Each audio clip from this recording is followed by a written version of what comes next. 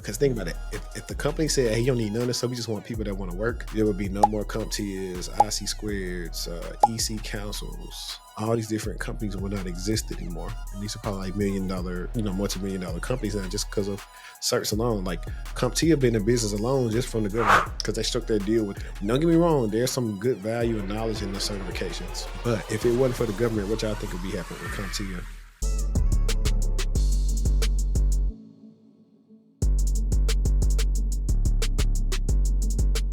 This video is being brought to you by Level Up in Tech. It's Q3 in 2024, but you still have time to get into the cloud. With the quick search for cloud in Indeed, you can see over 44,000 jobs are listed that is related or pertaining to the cloud. Now, that is a lot. But if you're watching this right now, you might be thinking, well, how do I learn the skills to get into the cloud? Well, we got you covered.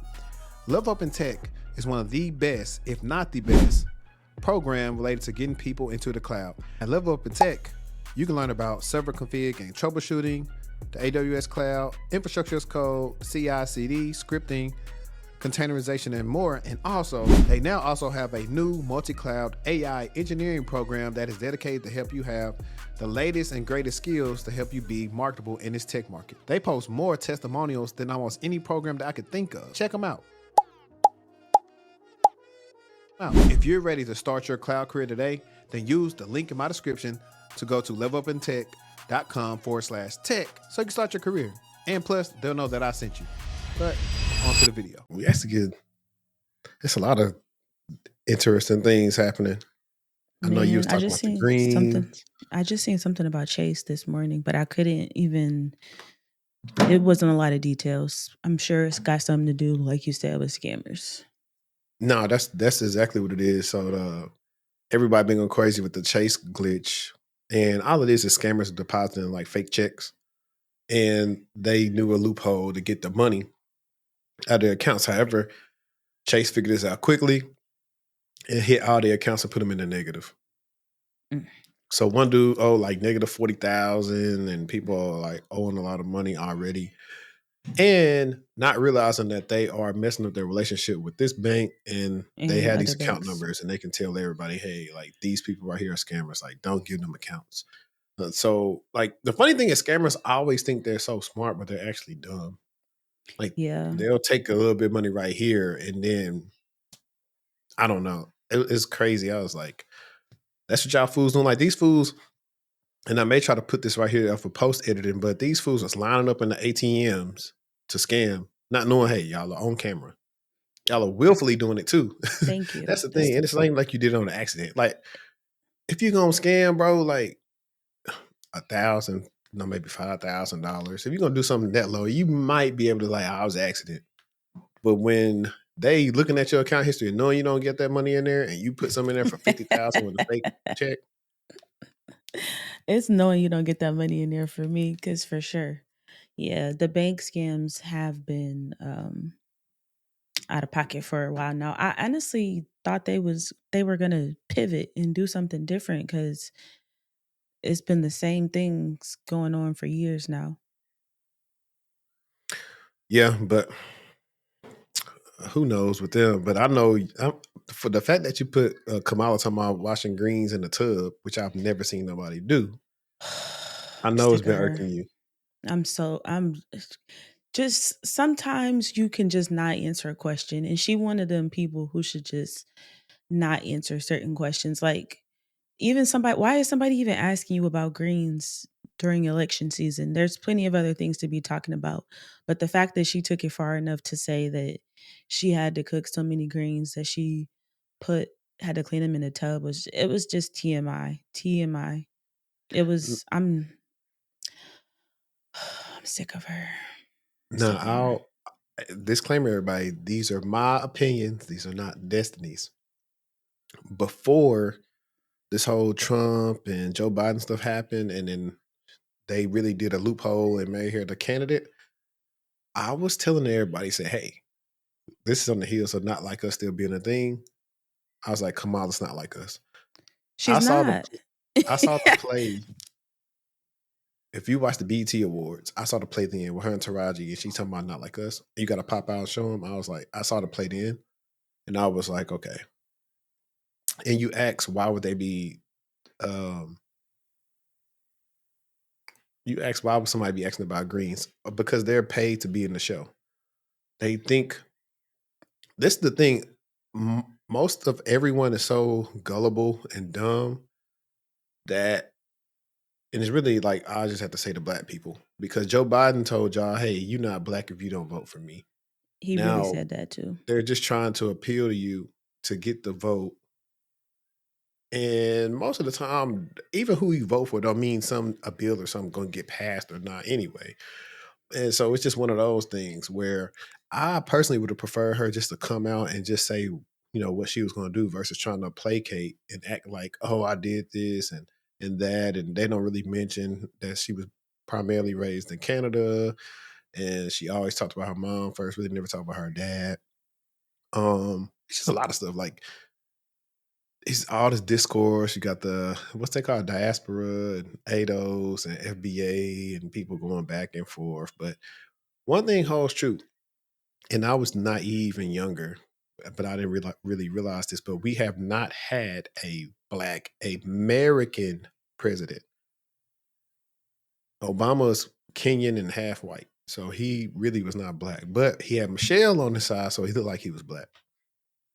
Michelle would have never answered that question. And that's how I rest my case right there. Like it was just completely irrelevant. I think she would answer it, but you know why they asked her that too? It's not. She It's wouldn't have not because of answered the it show. like that. She wouldn't have answered it in a way that would have caused so much chaos in that. Like, I'm, like you said, she not like us. I think Michelle would answered it. However, the thing is, the reason why they asked her that again is because some interviews prior to that, she was like, I remember one time I had to cook all these greens. So this is like the second or third time her saying it because whatever they didn't wrote the script for, hey, talk about greens. Like, I want to hear nothing about no greens. Or one time they caught her in a lie talking about when she was in college, she was listening to Tupac and Biggie, and that could not have been the case based on her age. I'm just like, Oh bro. my God. No way. No But the way. thing, the crazy thing about me is that, well, not me, but this election is, I actually stopped saying so many of the things that I actually believe on Twitter. Like I'll say it on here. But when I said all that, I had people immediately go to, I never would have took you as a Trump supporter. And I was like, just because I Whoa. point something out don't Whoa, necessarily whoa, mean I support whoa. the other person.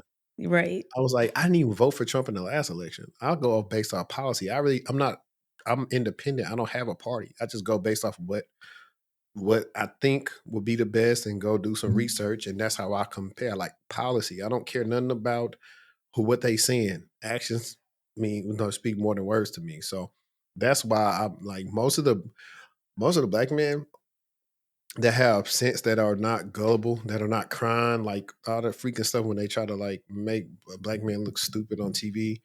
Hmm. The Steve Harveys, the Ricky Smileys, and all them that are just saying dumb stuff. They're never saying, oh, well, she plans to do this, this, and this. They're just always saying, well, we can't do this or that. But I was like, no, like, just be honest. Because if you want to be true, she didn't run to really get that seat. What do you She knew think about I think they knew she would not have won. what you think about her VP? I haven't listened to much of this guy, to be honest. I I try to, but like with the newborns and stuff, sometimes we say, "Oh, the DNC and stuff is on," and that's when I like try to tune in. When I can, I try to read articles, and you see sound bites from TikTok and stuff. But a lot of times, that's going to be based on whatever narrative somebody want to push. So, all in all, I think I like his personality, but I haven't dived into what he stands for, what he's done. I know he's pretty regular though. He's like the most regular VP according to what I have seen. But yes, election season, so go ahead and get your minds right and vote. yeah, it's going to be. To me, I've been looking at it for since the first time Trump won. I've been looking at these things as like a show, like a one of them shows that they would make something like I haven't seen Scandal ever. A If somebody's going to ask me, circus. I've never seen Scandal, It's a but something circus. like that, like where they like Trump is hilarious. I really don't take much of the things he says serious. He's probably going to talk about. In Colorado, they got these Venezuelan gangs that took over like this one I complex. literally just seen that. It's what is going on? Why isn't no one helping these people?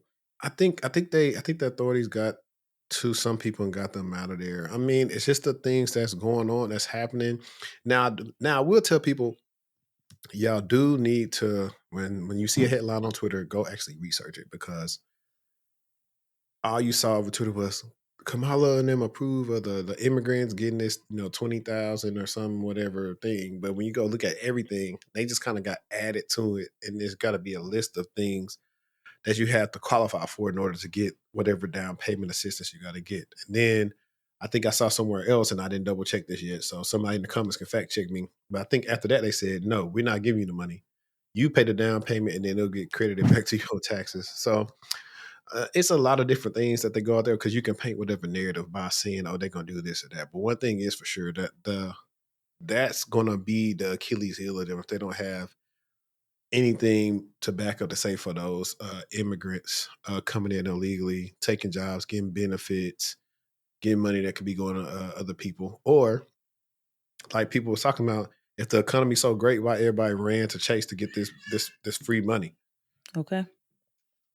So those are things that we typically think about when it comes to elections and policies. And like I said, I never speak on them like super in depthly, because I'm not a politician. I did take a political science class, but I was not a political science major. I just read and kind of do what I can to educate myself on what I know or what I don't know. Same, That's same. what I try to do. Before we get into the fun stuff, when you see the logo with a NVIDIA, how do you pronounce it? I'm gonna ask you. Bye. Mm-mm. You won't get What? me. No, I'm just kidding. I'll say Nvidia. Like, is it I just never knew video? people were saying NVIDIA. That's how you say it? No, it's NVIDIA. Oh, well, So cool. I so was there was right. an article that came out saying, hey, if you've been saying NVIDIA, you've been saying it wrong. It's NVIDIA. But I never knew that people were saying NVIDIA. Nvidia. Mm. It doesn't make sense. And they said it was named NVIDIA due to like the lack of words they had for it and some other stuff. So I was like, cool, cool. Well, at least I was on the right end of that pronunciation. Mhm. And then, do you plan on getting a different device? Oh, I forgot. No, you just got an iPhone. I just got a replacement. I do want to get the 15 because immediately yes to those AI features, and apparently you can only use those with the 15. That's what they told me at the Apple Store. Um, I will probably never leave Team iPhone as my primary device. If I could have a secondary device like a work phone or something else, a business phone, then I wouldn't mind testing out an Android type of device. Yeah, I'm getting a Pixel 9 for sure. So you leave an iPhone or you keeping your iPhone? I'll probably keep it. But once iOS 18 comes out, everybody will be able to do RTS. So I may just move to it. It's just some functionality. Like, I like this phone. Boo, Only reason I boo, got it back in boo. 2020 because everybody had one of these to FaceTime. But there's some simple functionality that I've missed out of my Androids. Like And the what? Pixel is always the best pure Android phone you can get. It's like when people see it, I always tell people, if you want to go to Android and you want simplicity, good photos and stuff to work and get updates, get a Pixel. Because it's Google's phone. Great camera. And so yeah, I'm ready to get back on that train. For real. Because I think also the reason why I always used to be a staunch person of going against iPhone was like, everybody got the same phone. That's the beauty of when I used to like Android, because at the time you had so many different phone makers, people had different phones. You felt like you could be like some more of an individual versus everybody buying the same phone over and over again. Like, if it was not for Android, I don't think iPhone would have even innovated anymore, because it started making it. Remember, the screens used to still be small. The Android came out with the big screens, and then everyone's like, your screen's small. Then they finally came out with like the big iPhone screens. And Androids, they have the what you call it? What's they called? They have screen fingerprint readers now. Mm. So you can do that. I don't know if iPhone will ever go back to it, but I like that versus a lot of times looking at the thing. Even though it's Man, great, I what? think Because Face it ID is can't. like probably the most accurate thing It's I ever used. it's just annoying sometimes in the dark, late at night. If you got your bonnet on, you Mhm. know. Yep. And then I wonder if I could do this. So before we started, I was kind of getting myself ready, and I was listening to the new Big Sean. It's kind of like it's not a dud to me, but it ain't like, hey, did you hear that new Big Sean? It's kind of like, and I'm a Big Sean fan. Hopefully he come back out here. The last time he's come out here, I think it was like 2019, 2020. He's supposed to come to the Toyota Music Factory in Urban. So I'm looking for him to announce tour date soon, so I can definitely go to that. And I didn't even I know don't he know had what new song I think I music. like. I don't know. I think like the beat most on this. I'm just gonna play a little bit of this, and I may have to clip it out, but we'll see how it goes. Yeah, yeah. Whoa, whoa. And I'm about to get an IV, so let me knock this out real quick. Run that back, turbo. Yeah. B.I.G., what are you saying? My baby this big as it gets. Running it up like my crib at the top of the hill. Really though, that's cause it is. Still being so sensitive and taking it personal, maybe it's biz. I cut the ass off, but fuck it, don't cut me a check on it. It's what it is. Run that shit back, turbo. Yeah. Let's go. Let's go. It's simple, but it ain't easy. Whoa. I gotta figure it out. Whoa. Run that back, turbo. Fuck all that hating, that shit is disease and they dying off. I'm gonna stop it right there for it be like copyright infringement. What song is that? Or what's the name of that Uh, song? it is what it is. Like it's a couple songs on there that like he rapping, but it's like I was telling her my girl last night. I was like, and they said the same thing on Joe Budden podcast, but I was like, it seemed like if you have, let's say in this instance, since he did an interview with Charlemagne, and he said he felt like he was supposed to be in the big three or whatever. So we're gonna assume all four people are in the race: Drake, Kendrick, Cole, Big Sean. Those three are going to try to win. The way Big Sean is rapping on this project, or somehow the songs that somehow sound like a dude that was just happy to get invited to the race, and he's not trying to win. So that's how it sounds. He might not like that from a lot of people, but I think that's a honest assessment. Like even like shout out to Gabe. If for those of y'all who watch Struggle Security, my guy Gabe A over there, go check his channel out where they normalize struggling in security. He texts me, he's like, "Yo, he's from Detroit." He was like, "Man, I was trying to listen to this Big Sean snooze fest." So Snooze it Fest. could definitely Wait. get like that with his tone. It's not a lot of Yeah. manipulation of his voice or talk in different ways. So I get it.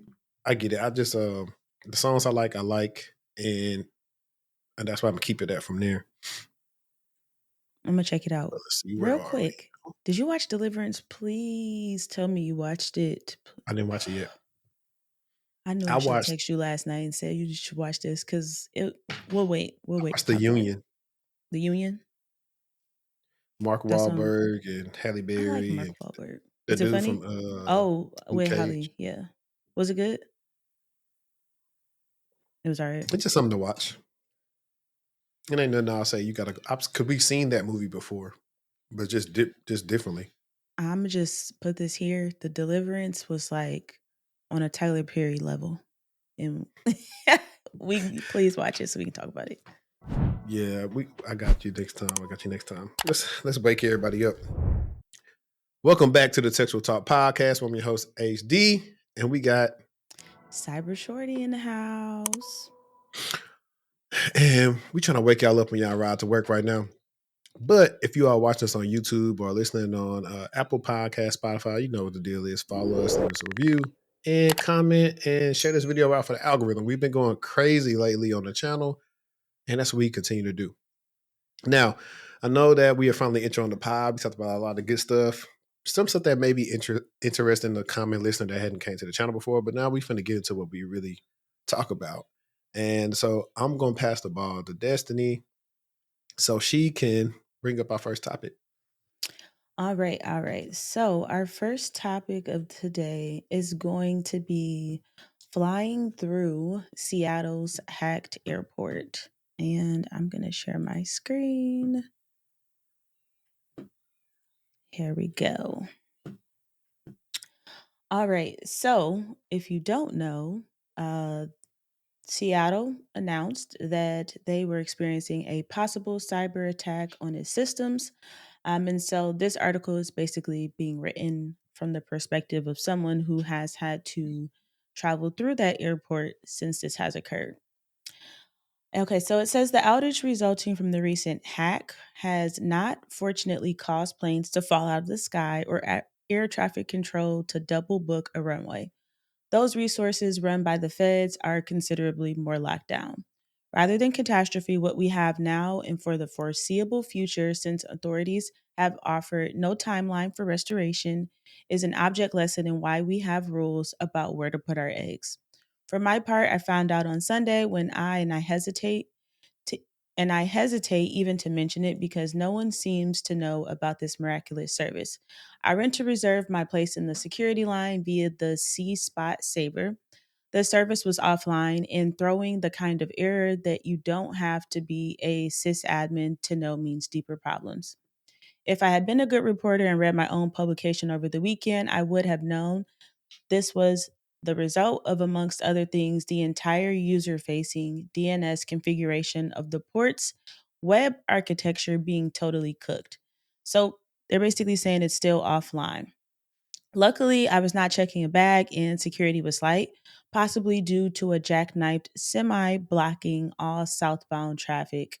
At the airport, the large screens one would ordinarily loiter under to find one's flight were ominously dark, but considering the endless construction at SeaTac, I chalked this up to electrical work. I was only at the S gates that the extent of the problem became clear. Every screen in the area was dark, the TVs above the waiting areas, the multi displays directing travelers to gates, the monitors of the gate agents, and the gate info displays themselves. Though my boarding pass had directed me to a gate, there was no way to be sure that this was the correct one. So I checked with the agents there, they confirmed it, and I asked about the hat. It definitely is a bit of a show, the airline agents agreed, politely leading the same part of the word I had. All airport systems shared by multiple airlines were down, baggage handling, they said, we're getting the worst of it. The agents were ignoring their own baggage size rules and didn't bother collecting volunteers to gate check bags. So the gate desk was mostly offline. And they got a couple pictures here. That's a little sketchy, the little duct tape hanging, but at least they were trying to make it clear that, that is possibly your correct gate. The tablets for checking people in were working, but limited. Changing flights or seats were not happening. In situations where the digital infrastructure crashes, it can happen to those who cling to analog resources. Look smarter rather than quaint. So I won't read through the whole thing, but it's just kind of walking through what the experience is like. Although it wasn't the worst, experience that you could possibly have with the hack occurring.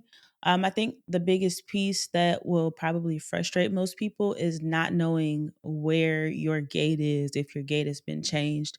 If you travel, which most people do, that could be a big bummer, especially if it's just not you by yourself. Let's say you got your whole family with you, or maybe even kids, and you need to transport yourself from one gate to another in a matter of minutes in order to be able to board your flight on time. So I think that's probably the biggest annoyance. And then, of course, going into an airport and things being dark, no screens being present, the DNS, portion of the site being down.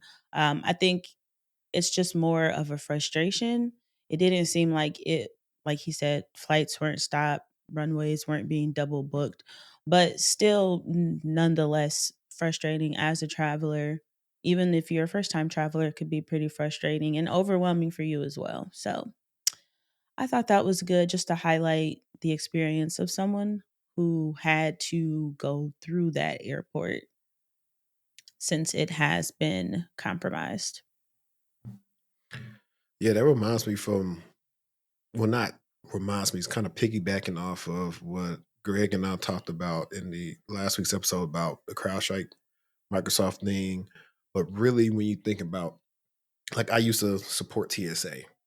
So I know that most of the time, well, I don't know what the separation is from what TSA governs versus the individual airport. So Hmm. I don't really know what that distinction looks like because I know on their network side that it's pretty much standard. Like you're not gonna see much happening too much on TSA because it's a government network.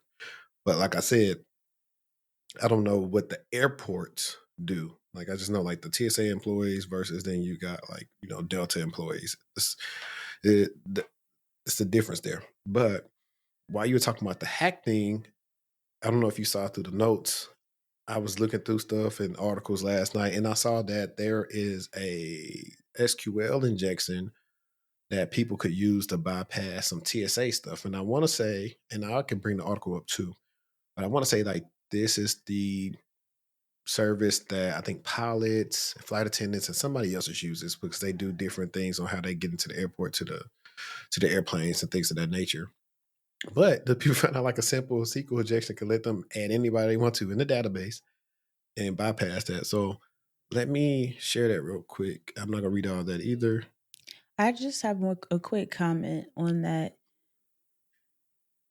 A lot No, of the go ahead. times when these are found, like these vulnerabilities, like and someone notifies the company, I want to understand more like why they don't do anything about it when they're told that this vulnerability is present. I don't know if that's the case here, but I've been throughout reading articles, I see that a lot. They're like, well, we hit them up, we told them what was going on. They had no comment, they did nothing. And then boom, fire. Yep. Let me see. But also, I think because there's a accepted risk, or they just don't want to, let anybody know Acknowledge about it. that. Yeah. So right here it says researchers find SQL injection to bypass airport TSA security checks. So researchers Ian Carroll and Sam Curry discovered a vulnerability in Flycast, a third-party web-based service that some airlines use to manage the known crew member program and the cockpit access security system. KCM is a transportation. Spell all these things out. KCM is a TSA initiative that allows pilots and flight attendants to skip security screenings, and CAS enables authorized pilots to use jump seats in cockpits when traveling. The KCM system, operated by RINC, a subsidiary of Collins Aerospace, verifies airline employees' credentials through an online platform. The process involves scanning a KCM barcode or entering an employee number and cross checking with the airline's database to grant access without requiring a security screening. Similar, the CAS system verifies pilots for cockpit jump seat access when they need to commuter travel. Every time I read how certain processes are, I always think about a threat actor that could try to do something with this information and just like, okay, this how it works.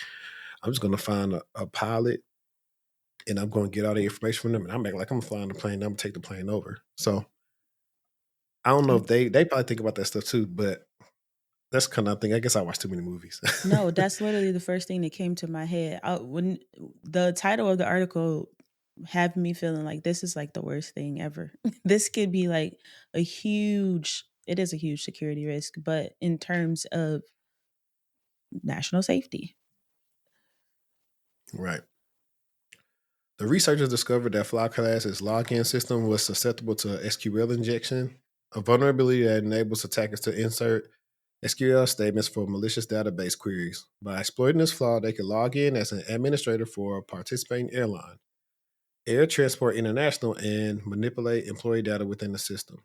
They added a fictitious employee, test only, and granted this account access to KCM and CAS, which effectively allowed them to skip security screening and then access the cockpits of commercial airliners. Anyone with basic knowledge of SQL injection could log into this site and add anyone they wanted to. KCM and CAS allowing themselves to both skip security screening and then access the cockpits of commercial airliners. So this was on the 29th, and he says in April, at SAM WCYO, whatever that stands for, now discovered a way to bypass airport security via SQL injection in a database of crew members. Unfortunately, DHS ghosted us after we disclosed the issue, and the TSA attempted to cover up what we found. So that's why one of your answers right there, like, Yeah, they don't want anybody to know. Bye. Right. We're gonna go That ahead and like and fix that, and we're gonna kick it over there to the side. Shh, don't tell nobody. yeah, realizing the severity of the issue, the researchers immediately began a disclosure process contacting DHS on April 23rd, 2024. They decided not to contact the Flycast site directly as it appeared to be run by a single person and were afraid the disclosure would alarm them. DHS responded, acknowledging the seriousness of the vulnerability and confirmed that Flycast was disconnected from the KCM CAS system on May 7th, 2024 as a precautionary measure. Soon after, the vulnerability was fixed on Flycast. They should pay them. What's the Period. TikTok thing they're Point doing? blank. Period. Run me my money. Oh, give me my money. I don't understand why, like, how that became like a I thing. don't, man. So I'm not gonna go through the rest of this. I'm gonna stop sharing that. You guys are, free to read that article, but it just shows you how the one thing that we always say, at least on the blue side of things, is the one thing attackers have on us that we don't is time. So if anybody is good and is a researcher, they can find that they're lucky those are researchers and they didn't try to Right. do anything for malicious intent. So this also goes back into like all the breaches and everything else. Like how often were these sites getting tested for compliance and not being able to, like SQL injection is one of like the oldest, but yet I think in attacks, it's always like in the top 5 or top 10 of attacks, like because people just forget about it. They just assume that nobody's going to try to use that archaic way or they can't be susceptible to that. Doesn't make sense, man. Use some input validation, please. But and last night I was actually trying to find like one of the old Windows sounds or something. I was trying to find like a sound that lets us transition into like the next topic. I know a big one was I think I still got some. I don't know if everybody still works there or not, but I know I had some family that used to work at Halliburton, and I saw you had the Halliburton thing on there. I think I shared it Yes. either on. I think I shared it on Instagram and Twitter. Let's pull it up. Okay. Halliburton shuts down systems after cyber attack. So, oil drilling and fracking giant Halliburton said it shut down some of its internal systems following a cyber attack earlier this week. In a brief statement, I'm going to click on this because it's actually going to open up their 8K, and this is what they reported. So, they said on August 21st, Halliburton became aware that an unauthorized third party gained access to certain of its systems. When the company learned of the issue, the company activated its cybersecurity response plan and launched an investigation internally with the support of external advisors to assess and remediate the unauthorized activity. The company's response efforts included proactively taking certain systems offline to help protect them and notifying law enforcement. The company's ongoing investigation and response includes restoration of its systems and assessments of materiality. Then they just said that they're communicating with their customers and stakeholders, blah, blah, blah. Okay, so it says Halliburton, which has close to 48,000 employees in dozens of countries per company filings, is one of the world's largest energy companies.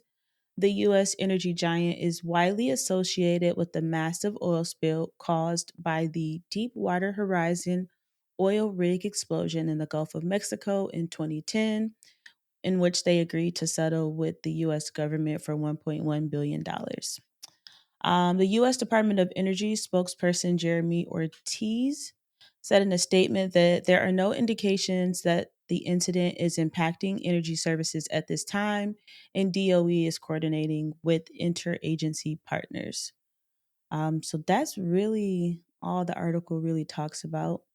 But I thought it was important to highlight, obviously, a different industry. I know all year we've been talking about healthcare, healthcare, healthcare, but now we're kind of seeing cyber attacks, kind of make their way into different sectors. This one being energy, which we know is very, very, very crucial to um, how the world, runs around. So that's the one I have there. But I also have a follow up for that one. about the government issuing a um, advisory for the ransomware group that they are blaming to be responsible for that attack. Let's see. Here we And go. why you get that up? It was funny that you brought up pretty much something that's attacking energy because that's one of the things that Scariest. politicians and everyone have been like really trying to hanker down on what are we going to do because we know these other countries are attacking our energy grids and everything else and trying to shut us down. And they see it all the time. I got a friend that works with DOE. Every time something happened with DOE, I'm always sending it to her. I'm like, hey, they better get on it. You can't afford for important for important critical infrastructure. You can't afford to be behind on technology you need to stop the threats. Like you have to be a little bit proactive. People's lives are in danger. No, for sure. Just think about if what happened in Texas, if that happened all over the US with the power grid going out in the middle of winter. It was insane. Had to be there. What a time to be alive. Okay, US government issues advisory on ransomware group blamed for Halliburton cyber attack. So they are Halliburton is considered the world's second largest oil service company. While no technical details were made public, the incident response steps described by the company suggested that it may have been targeted in a ransomware attack. Why do we think that? Because they took their systems offline? Because that's really all that they said.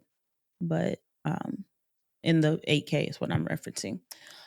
So it says since the incident came to light, there have been several unconfirmed reports that Ransom Hub is behind the incident, including from reputable ransomware researcher Dominic Alvareri.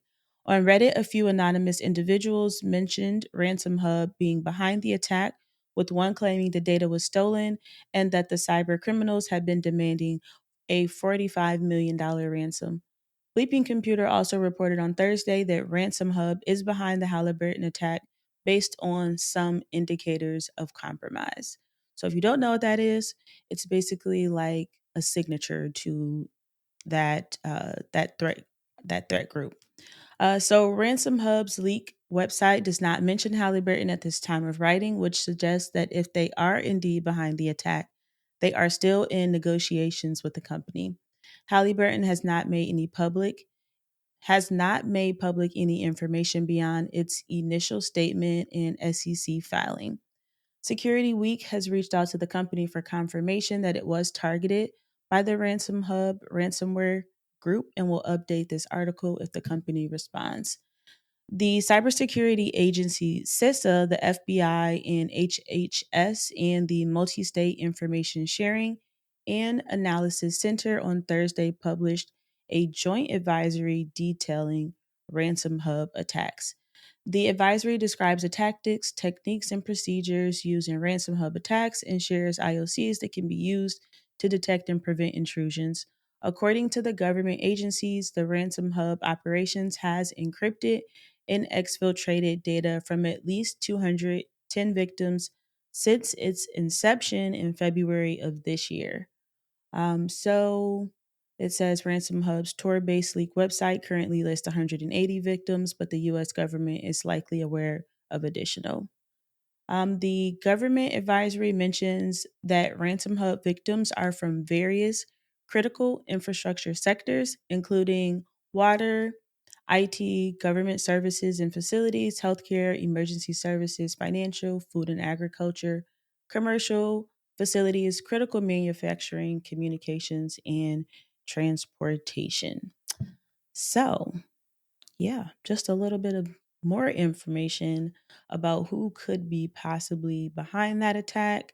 And then, based on why do they think that? Based on those indicators of compromise. And like I said, those are just like signatures um, for a bad actor, like something that they're known to do. What are your thoughts? Just trying to put the glasses on. Um, I think they're too late. Like they're always late. It's like they always catch them after the fact, like after the damage is done. So it's just I don't 45 know. million is steep. Yeah, I call it job security. That's every time I see a breach or something happen, I call it job security. And 9 times out of 10, I bet the people that's in this hacking group didn't go to school. They didn't work help desk. Yep. I bet they didn't do all that type of They stuff. didn't go get the security plus. They didn't No, do a boot actually, camp. now while we were doing that, I'm going into the next segment. There are people that believe there's only one way to get into security. So pretty much, I made this post on LinkedIn about I had an interesting back and forth about getting into cybersecurity. I'm going to show you guys what spun that LinkedIn post, and then actually let's do this. Let's look at the LinkedIn post first, and then go into the back and forth. So I said I had an interesting back and forth in my YouTube comments from a viewer. The premise of the argument was that cybersecurity is not entry level and that you cannot skip help desk to get into cyber. I assured him that although a lot of roles are not entry level in cyber, you can indeed get into cybersecurity without doing help desk. Now I'm about to stop right there because everything else is conjectured and my opinion. Let's go to the comments so I can actually show you guys verbatim. So I want to share this tab instead. So for context, this was on my episode with Arya. I think it's like 300K cybersecurity GRC specialist or something like that. And a random thing, something used to do a video on how cybersecurity is not entry level role in tech. And I said that's not a totally true statement, but I've discussed that topic before. And then he says, when people want to win an argument, they're going to try to make some type of straw man argument. Bro, cybersecurity is not an entry level role. This is not transparent. This is disingenuous. Multiple cybersecurity professionals has covered this topic. And I'm gonna interject right there. I don't care what everybody else says. That don't mean it's right.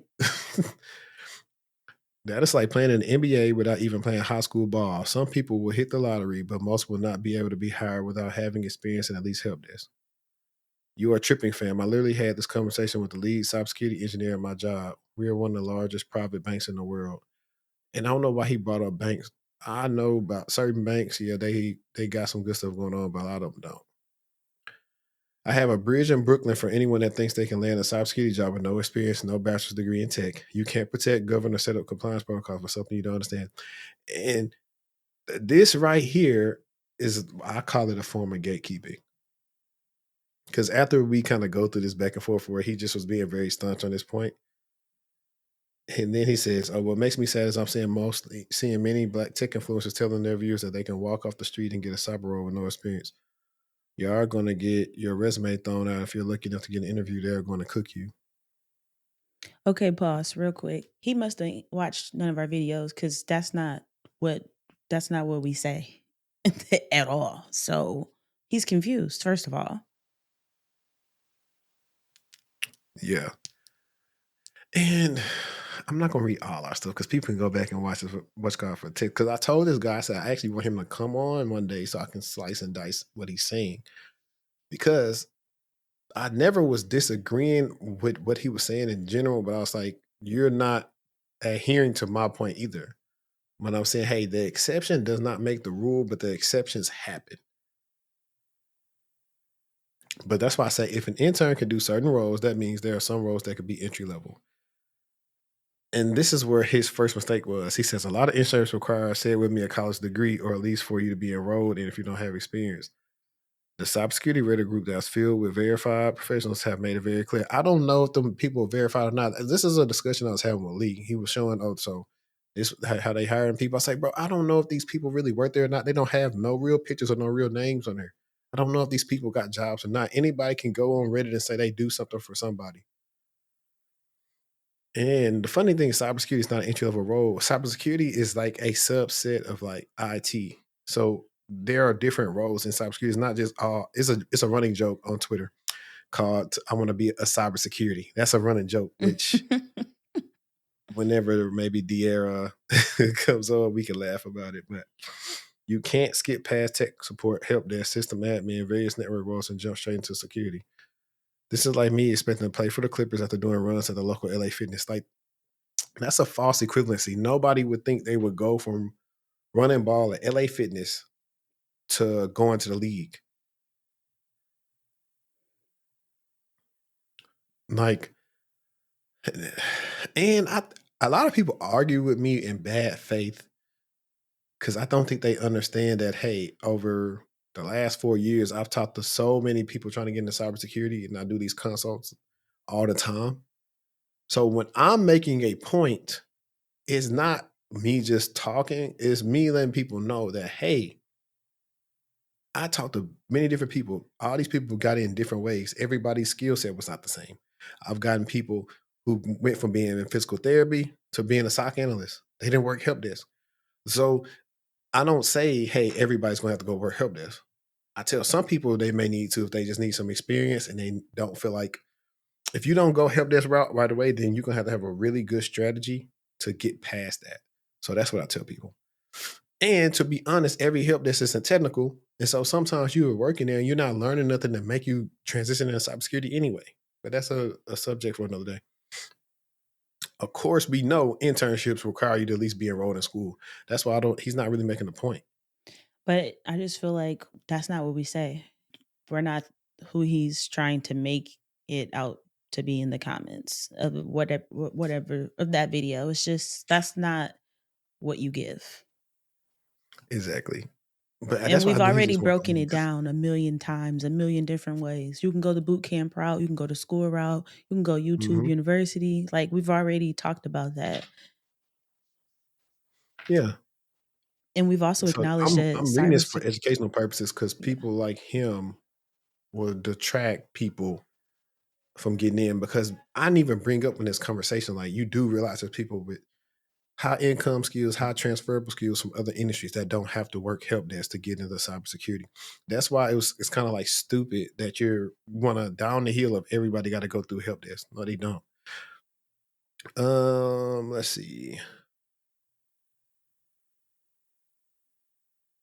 It's another thing too. Like that's a fallacy bringing up the degree point because like just because you have a degree doesn't mean you got experience. Which is why initially I brought Yeah, up me. if an Hello? intern can do the job, that means it's entry level.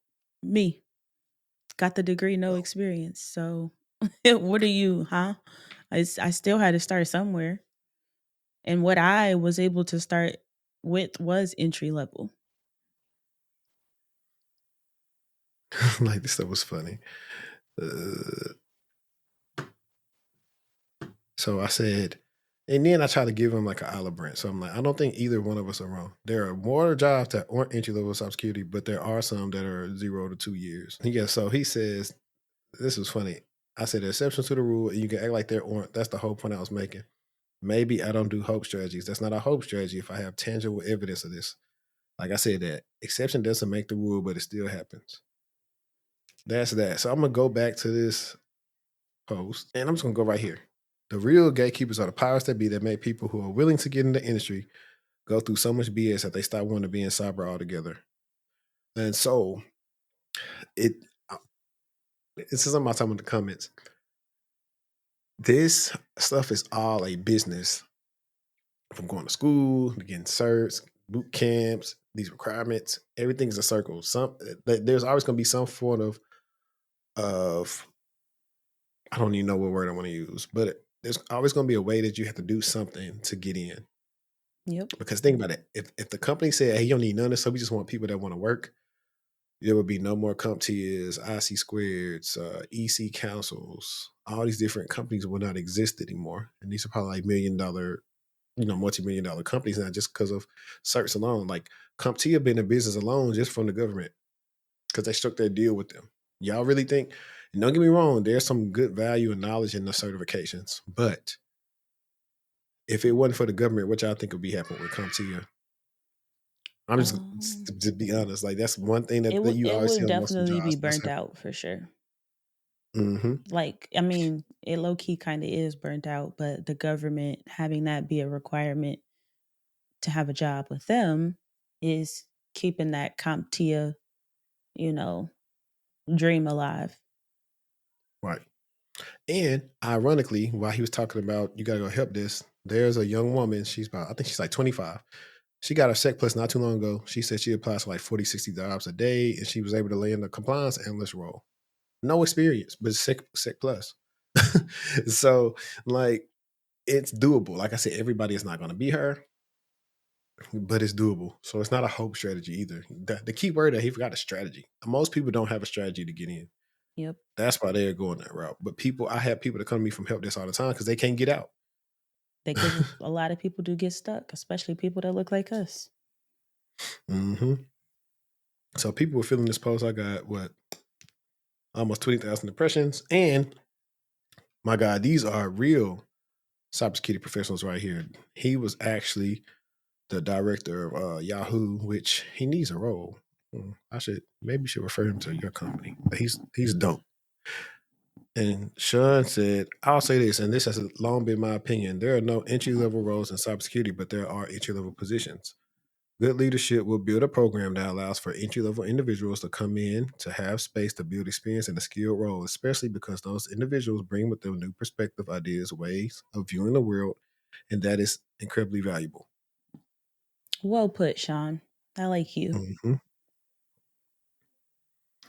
Let me see. I got a guy in the comments that went from a policeman to working in the SOC. Here he is right here.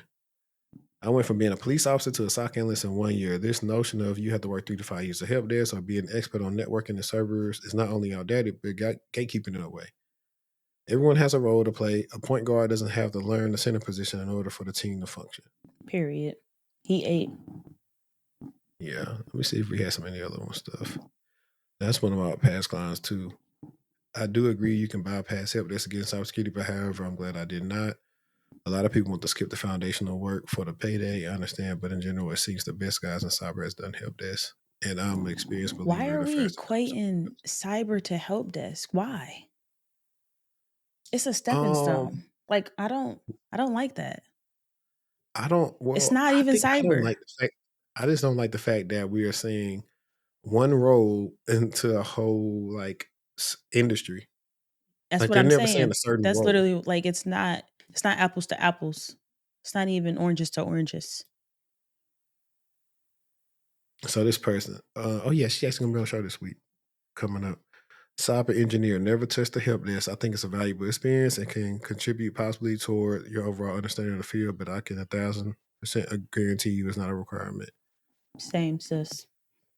So there's another chick. I think she skipped past that.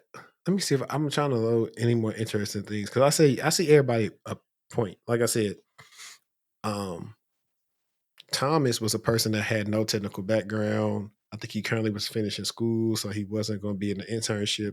So when I tell people, if you ain't getting an internship and you got all this other stuff, just go get you some experience some type of way. Now that's the way that I tell people to do that because hey, it's going to be harder for you sometimes unless you are like if you're childish and ain't got no family and nothing like that, and you down to network and do all this other stuff, you can get in too. But sometimes you got a family and other stuff going on, you got to pay some bills and lead the job you currently at.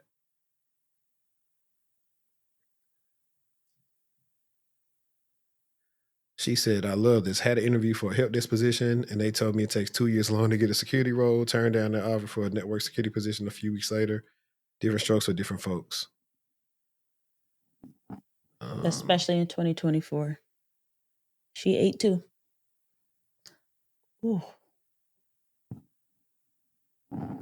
This might be a good comment. It's hard for people to see that cybersecurity is a multifaceted.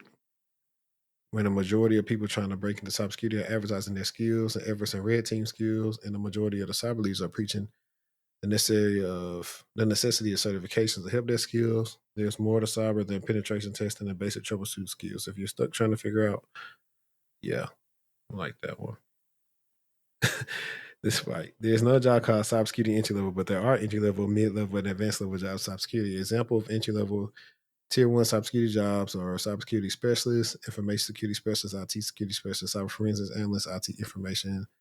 See, there she go. Look, put them on game. And I'm gonna try to find one more if it really interests me. Don't share it. But and people gotta realize if you think you're just gonna comment in my comment section and I ain't gonna engage with you, I'm gonna do it every single time. Every single time. Because people are always saying stuff in there. And it give me content to talk about. So keep commenting, y'all. I love the engagement. Um, ironically, funny enough, that particular episode, my guest sent me a screenshot of something that somebody DM'd her on Twitter talking about some either you were what she said, you did really good or you were over prepared for the interview. Something like that. It was like a backhand compliment. I was like, this is crazy. I said, that guy probably just likes you. I was like, it reminds me of the guys that when we were little, you didn't know how to tell a girl, I like you. So you You go would just push her. hit her and run or pick on her. I was like, that's what they remind me of. No, for real. This video is being sponsored by TechTual Consulting. Are you still struggling to get into cybersecurity? Are you not getting interviews? Do you have a bad resume? Or is it all the above? Well, if that's you, then we got you covered at TechTual Consulting. My name is Henri Davis. I'm a career coach and a cybersecurity professional, and I've helped hundreds, maybe even thousands of people get into cybersecurity with my coaching and my content that you've seen in various places. Now, I specialize in specifically getting people in the blue team. That would be incident response or SOC analyst. I can cover everything from your entry level to your medium to your advanced skills and really help you outperform your resume. You don't believe me? Check out some of these testimonials that I've had from recent clients. So if you're interested, click the link in my bio, techtualconsulting.com/offerings to see what offerings that we have available for you. Now, back to the show. Shoot, but I know I was yapping. I bet you want to get into, actually, I think you covered all your talking points, didn't you? I got one more. Okay. This is just really quick. It's about CISA and this new, what is this called? Here we go. So, ahead of mandatory rules, CISA unveils new cyber incident reporting tool. So, CISA has unveiled a streamlined service for reporting cyber incidents as CISA gears up for the new reporting requirements to take effect as soon as next year. The agency rolled out the CISA services portal this week, which features enhanced functionality, including integration with login.gov credentials. So the portal basically gives users the ability to save and update reports.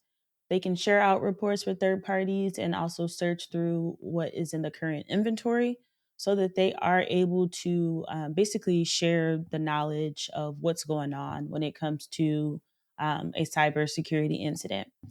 And so it says in a statement, Jeff Green, which is their executive assistant director for cybersecurity, said any organization experiencing a cyber attack or incident should report it for its own benefit and to help the broader community. CISA and our government partners have unique resources and tools to aid with response and recovery, but we can't help if we don't know about an incident. Sharing information allows us to work with our full breadth of partners so that the attackers can't use the same techniques on other victims and can provide insight into the scale of an adversary's campaign. CISA is excited to make available our new portal with improved functionality and features for cybersecurity reporting. And so it does say while the incident reporting is voluntary today, it is important as they are preparing to implement the landmark Cyber Incident Reporting for Critical Infrastructure Act, which will require organizations across all 16 critical infrastructure sectors to report serious incidents to CISA within 72 hours and ransomware attacks within 24 hours. So these proposed rules were released in March, and the law requires CISA to final a rule by October 2025. So it's really there to kind of help streamline things, and I just wanted to highlight that. I know a lot of the times when we're talking through articles, we do tend to pull up like the 8K, which is that notion of them having to report what's going on. So this is really to kind of help streamline the process for them. I don't know how I feel about it because like something in the back of my head feels like, okay, what if that system gets compromised and then that's just a cluster F word of stuff going on because there's way too much data in there about all of these sectors that are crucial to, making our lives easier and our days go around. So I see how they're trying to streamline it, but at the same time, what if that system gets compromised? So that's my only like who's securing it, who's protecting it, what controls system tools, what vendors. This is like a lot you got to think about there. Right. Who's policing the police? And you know what? I forgot to talk about one of the biggest topics that I actually found it from shout out to Shanae, the recruiter cousin. She posted it on her story, and I was like, I gotta cover this on the episode. And it is this right here. This is crazy, y'all. A Oh, woman was bye. found dead in her cubicle 4 days after last clocking in. Dang, that lady was 60. She my dad age. She wasn't that old. Police in Tempe, Arizona are investigating after a Wells Fargo employee was found dead in her cubicle 4 days after she last scanned into the building. 4 days? I wonder when did she die? It had to been over the The Tempe weekend. I police. think it was over the weekend. Like a Friday in like a situation like that. Cause I seen it. Yeah, but I'm saying like, did she die the day she clocked in, or what? That's like, I wonder like what they gonna say with the autopsy. The Tempe Police Department responded to the office on August 20th after being notified by building security. Her cause of death has not yet been determined. The preliminary investigation did not show any obvious signs of foul play. Food Home scanned into the building in the morning of Friday, August 16th. Her body was found on August 20th in the third floor cubicle, and she was pronounced dead at 4:55, according to the authorities. Now, is this just a office where? I want to give some insight because I used to work at Wells Fargo and I know that that's one of their hubs. And from what our desks were looking like when we were there, I could see next door. Like I could see across from me, in front of me, behind me. So I don't know if they had the more higher cubicles where you can't Mhm. see, which could be the case, but I just think that's crazy. Right. Insane. And so I went back to last month. So the 16th was a Friday, 17th was a Saturday, 18th was a Sunday. So you mean tell me nobody seen it on the 19th? On that Monday. Yeah, But so that's no, what I'm it trying to does. It figure out. Like, says there that it was in a low populated. Where is it? Was in an underpopulated part of the building, and colleagues were informed of her death after her family was notified.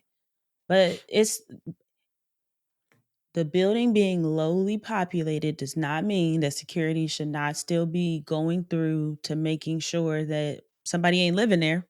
Okay, one, and two, that something that shouldn't be going on is going on. and if I'm trying to see if she that's why I was like, did she die on that Friday? Because she logged in and she probably never logged out. Exactly. So at the end of the day, who was checking those. But I know when I was working at Wells Fargo over the weekend, like let's say if we had to work like on that Saturday or something, there was no security. So you either Hmm. had your Yeah, badge it's and you was rarely getting security in. anywhere on the Yeah, weekend. exactly. So We are in the contact ensure they are well supported during a difficult time. The Wells Fargo spokesperson said counselors would be made available to support employees affected by the incident. Yeah, I mean, just a tough one. If I'm the family, though, I'm not gonna lie. We suing Wells Fargo facts. for the fact that, well, one, we had to get a good lawyer because it was like, do people work there on the weekend? Um, why was she there? Like, why didn't they discover her on Monday? Because I know for me, if they've been my family, I talk to my mom, if not every day, almost every other day. And if I can't get in contact with her, and then I can't get in contact with my dad, and then my siblings, I may just get on I-20 because I was like, I don't know what's going on, but I can't get in contact with them. Nobody's seen them. So I don't know if she had, did they say she had kids or anything? I don't remember. I saw someone this morning, I think on TikTok, who was kind of breaking it down a little bit more. I don't remember, but I know that she said that the girl who was breaking the article down, she was saying that it did happen over a weekend, and that people at work were complaining of a like an odor, and so I think that's what caused them to maybe go investigate. But this is a friendly reminder to companies post COVID who may have office environments that are lowly populated during a portion of the week or maybe indefinitely, but still keeping your eyes on those areas because you could end up in a situation like this or worse. Because who knows, like, what if she just needed, to receive like some medical attention? No, I agree. I was over here on my Facebook trying to see if I could find Denise Pooh home, which I found a couple of them, but I don't know if that's her or not. It's a lot of them, so maybe I can find it on Google or something. But no, that's really crazy, man. Sorry for her family for having to deal with that, and just you think you're doing your job. That woman had every intention of going to work and leaving that same day. And so that's the other thing too is like on a Friday, how late is this person supposed to work? Like, were they the last person in the building? Like, there's so many questions I got going on for the situation. Like, if it's an underpopulated part of the office, maybe those people don't even need to be in office. If that's the case, Okay, period. like keep them at home. Obviously, like their Especially job if is you're like not going to be patrolling, checking on their safety. That's the whole point of you being there. right. But like, there could have been someone living in the building. Let me see, what is it? Because clearly you can badge in and not badge out and then not alarm any bells or whistles. Okay, I had one. I had two posts. One of them I was going to talk about was bees stay going viral, but she was talking about it was just saying black people need to start using Claude I put that AI, one on Cursor, there too. ChatGPT, Gamma, Perplexity AI, Mid Journey, no more. And I can't find the post, but there's an article that showed us being behind in some other roles. It was just a lot of stuff, but it's not really. She posted a lot of good stuff. I'm not going through that. I'll probably pick another day to deep dive that one. But I'll actually pivot into quickly is we are still getting hell about the WGU video. Mm-hmm. Like people come in the comments all the time. It was a guy like he went out his way. I don't even know what site he used, but he said WGU was ranked higher than Louisiana Tech. And I don't know what site that is. People do. I hope you do know you can pay the right people to get your stuff ranked high. Just like on Forbes, like a lot of you see on Forbes, like the people are paid to be in Forbes. So I was just telling people because obviously a lot of people didn't. They listened with what they wanted to hear because I was like, I went for different things. And most of the people, like it was one guy was like, "Oh, well, I didn't have to use WGU for what did he say?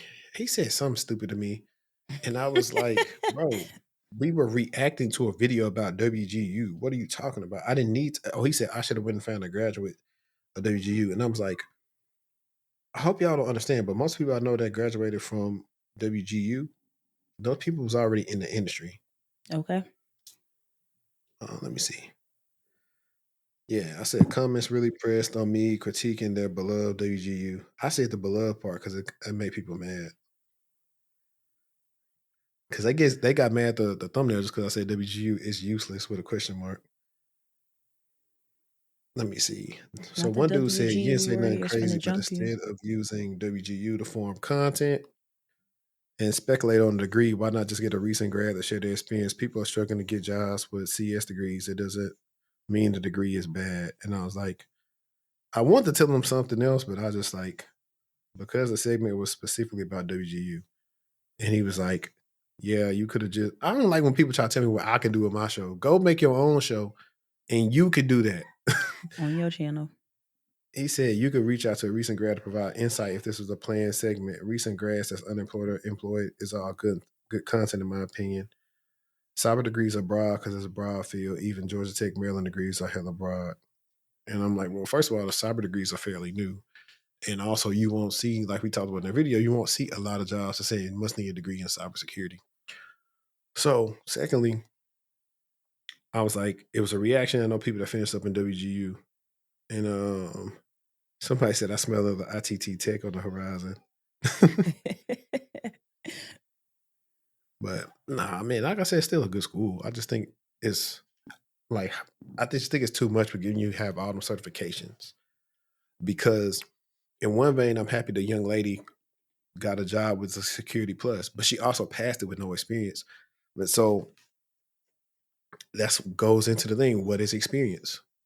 When we say what is experience, like if somebody can study and pass that test, one or two things need to happen. Either The standards are too high, or all the checks got to be changed to make sure people can practically pass it. That's the only way people can actually hold up their end of gatekeeping. Because if not, it's no reason to gatekeep. If I can go spend, like I said years ago, I passed it with no experience. The 301.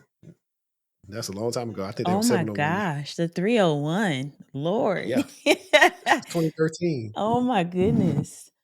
I never I renewed teach it the either. 701 right now. Yeah, And so that's the like I one I never gotta renewed it. renew, the 701. I ain't renewing nothing. Nathan. I'm gonna keep mine. I'm gonna renew mine for sure. The only one I probably renew is whenever I would get CISSP. I would just keep that one current. But other than that, I'm not renewing nothing. But she was able to get a job, and she's probably gonna do well because all they do is take somebody that's willing to learn, and they'll do better than somebody who perceives that they know more than what they think they know. Yeah, the security plus is if you got a little bit of knowledge on you, it's really not that difficult. And I don't mean to offend people who may be struggling to pass it, but if you have a little bit of experience or knowledge under your belt, you're going to take that exam and be like, wow, I've been overthinking this. No, that's facts. But I think my last article that I wanted to cover. Let me double check it. Yeah, this one was pretty cool. So I actually had shared this with a couple of friends the other day. It was what was it? Crabs on Security Week. One of those articles told me about this, but I thought this was pretty cool. New Voldemort malware abuses Google Sheets to store stolen data. So, a new malware campaign is spreading a previously undocumented backdoor named Voldemort to organizations worldwide, impersonating tax agencies from the US, Europe, and Asia. As per a Proofpoint report, the campaign started on August 5th, 2024, and has decimated over 20,000 emails. Disseminated, there we go, not decimated. Disseminated over 20,000 emails to over 70 target organizations, reaching 6,000 in a single day at the peak of its activity. Over half of all targeted organizations are in the insurance, aerospace, transportation, and education sectors. The third actor behind this campaign is unknown, but Proofpoint believes that most likely objective is to conduct cyber espionage. The attack is similar to what Proofpoint described at the start of the month, but involved a different malware set in the final stage. Okay, let me see if we can click on these. All right, so these is what let me see if I can zoom in a little bit more.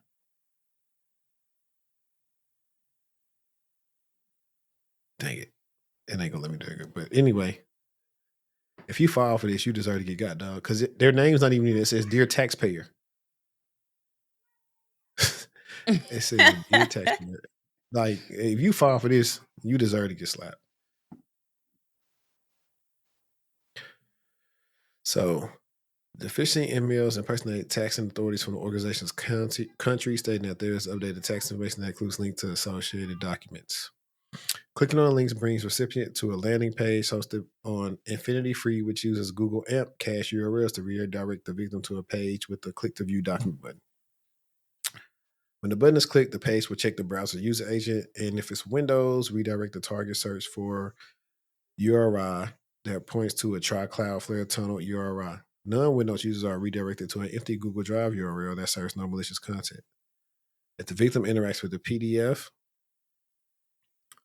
the use of the search URI has become popular lately with phishing campaigns, as even though this file is hosted on external web, DAV SMB share, it is made to appear as if it resides locally in the downloads folder to trick the victim into opening it.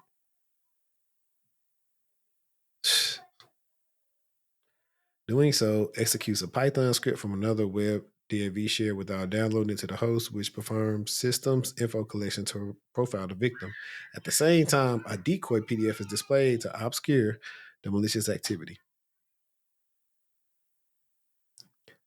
The script also downloads a legitimate Cisco WebEx executable and a malicious DLL, Cisco Spark Launcher.dll, to load Voldemort using DLL sideloading. Voldemort is a C-based backdoor that supports a wide range of commands and file management actions, including exfiltration, introducing new payloads into the system, and file deletion. So we got ping, dir, download. I'm not going to read all that stuff because this is for the people that's actually watching on YouTube. A notable feature of Voldemort is that it uses Google Sheets as a command and control server, pinging it to get new commands to execute on the infected device and as a repository for stolen data. Each infected machine writes its data to a specific cell within Google Sheets, which can be designated by unique identifiers like UUIDs, ensuring isolation and clear management of the breach systems. All right, so we got to do with this one. Voldemort uses Google's API with the embedded client ID, secret, and refresh token to interact with Google Sheets, which are stored in its encrypted configuration. This approach provides the malware with a reliable and highly available C2 channel and also reduces the likelihood of a network communication being flagged by security tools. As Google Sheets is commonly used in the enterprise, it also makes blocking the service impractical. In 2023, the Chinese APT41 hacking group was previously seen using Google Sheets as a command and control server through the use of red teaming GC2 toolkit. To defend against this campaign, Proofpoint recommends limiting access to external file sharing services to trusted servers, blocking connection to try Cloudflare if not actively needed, and monitoring for suspicious PowerShell execution. Yeah, that should be standard on a lot of EDRs and stuff like that. That It'll normally block that. that script was jam packed with like a ton of chaos, like in like by an insane amount. And using Google Sheets is actually brilliant from their perspective. Like they Hmm. said, you're not thinking that that's going to be something malicious, because it's used so prevalently or can be used depending on your suite of tools. But that is important to block that external access and things like that. If it shouldn't be used on your network or in your environment, it should be explicitly blocked. Right. I agree. Now, let's see. Hopefully, we can do this without me having to finesse it. You wanted to start with the surveillance mask as innovation? Yeah, this one's really short. Okay, let me try that. I'm gonna try to share the audio this way. Let me pause it. And I want you to let me know if you can hear it when I do that. And if not, then I will open it in what's that thing called? Edge. Okay, share audio. I can hear Were it. you able to hear that? Yep. You said you can? Yeah, I can. Perfect. Let me change my thing because it's coming through my speakers.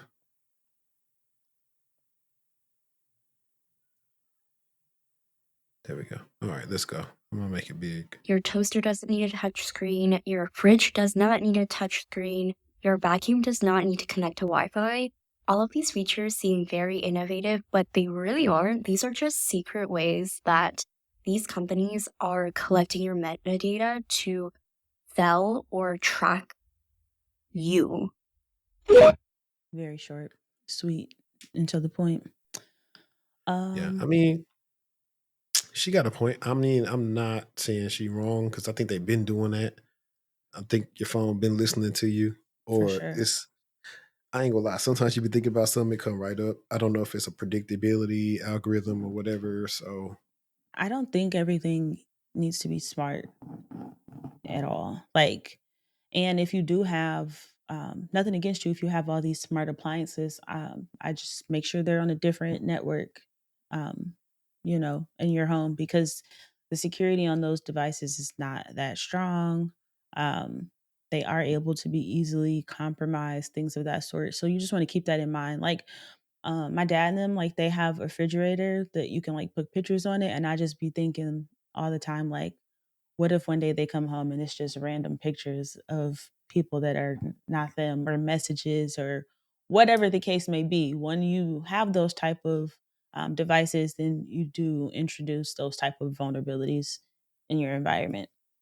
And then if they're yeah, able to get in the fridge and you got, I don't even know what could be hooked up to the fridge, maybe your debit card that's just ordering stuff for you. I don't know. The refrigerators get really fancy, but then that poses a vulnerability to your debit card, for example, if it were linked. I'm not saying it's linked, that's just an example, but you just open up a whirlwind of trouble when you have a million of those devices in the home.